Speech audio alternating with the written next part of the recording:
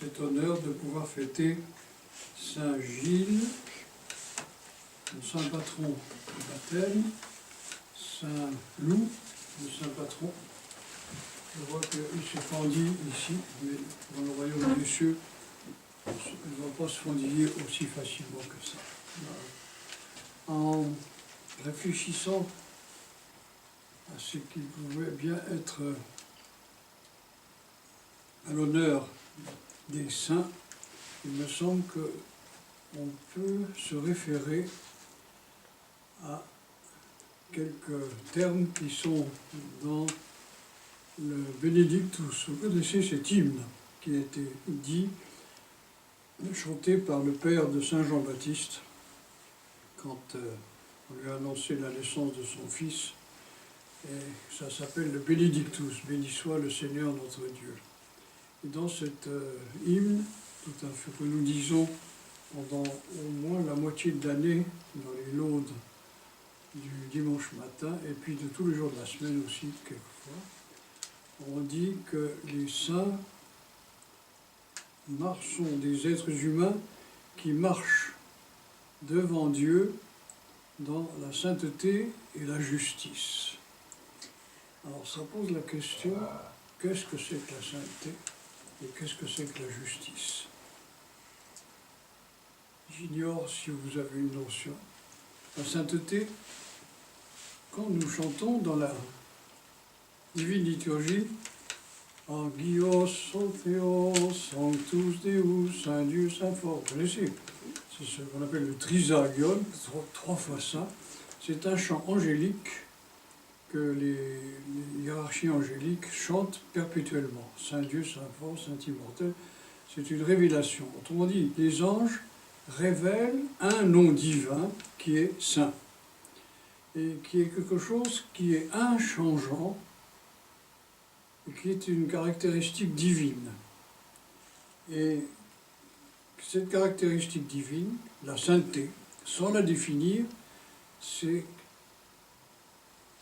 probablement une énergie divine, mais en même temps qui contient ça, la présence de la divine Trinité, qui est conférée aux êtres humains qui se placent devant la face de Dieu pendant leur existence et qui font en général de Dieu le principal objet de leur quête extérieure et intérieure.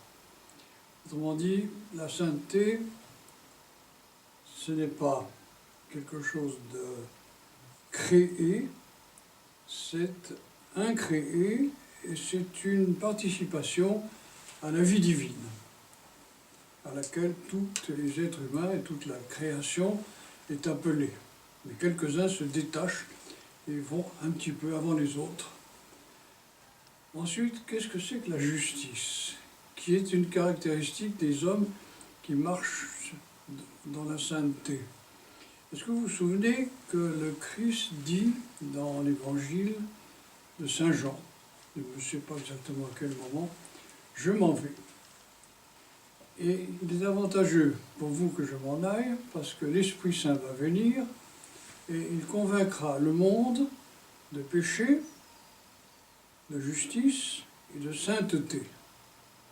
Alors il me semble que la justice dont on parle, parce qu'il y a beaucoup de sens de la justice, est impliquée aujourd'hui dans la société des saints et qu'elle se reflète dans cet évangile.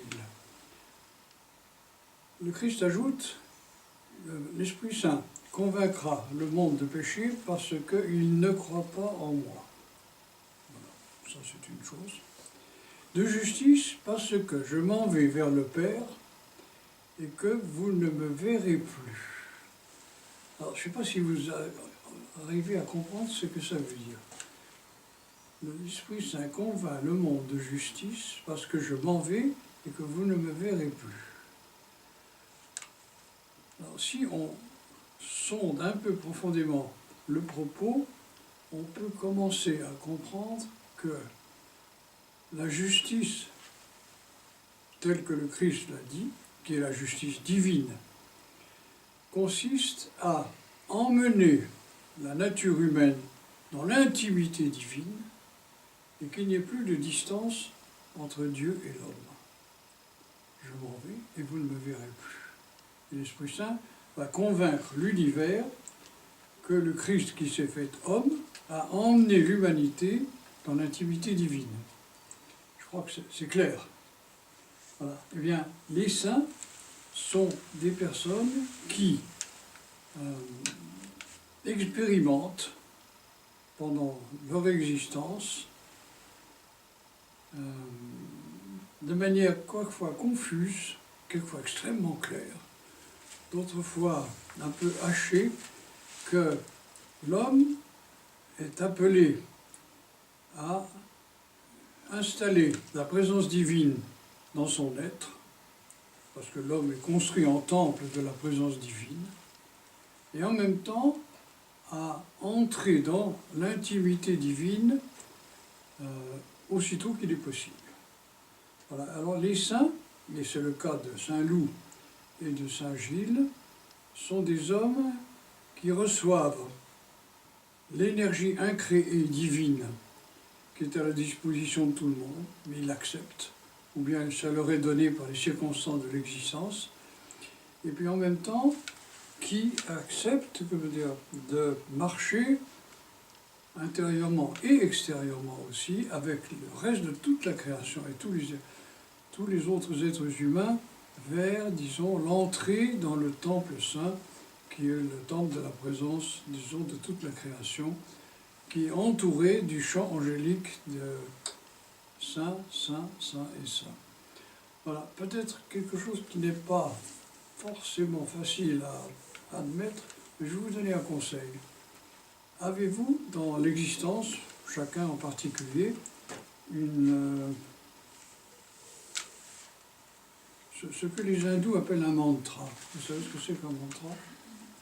Non, c'est une formule que vous répétez et qui s'installe dans l'être et qui justement fait entrer dans les arcanes, disons, de la sainteté et de la justice. Par exemple, il y avait un homme, que vous citez Monseigneur Jean, qui était un de ses camarades. Il allait au travail à bicyclette. Maintenant, on va travailler en voiture, n'est-ce pas? Tu vas au travail en voiture. Alors, qu'est-ce qu'il faisait?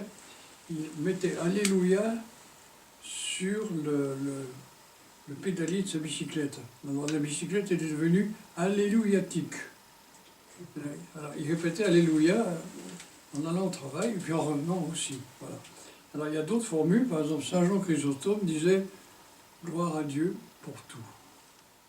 Alors, vous pouvez avoir une formule comme ça, au lieu de broyer du noir, si on peut dire, à l'intérieur, installer une formule qui revient comme ça, spontanément, à n'importe quel moment. Et quelquefois au moment les plus idiots qui soient. Voilà. À ce moment-là, vous la mettez en route, et bien vous verrez, arrivera ce phénomène extraordinaire de la présence divine sous forme de sainteté et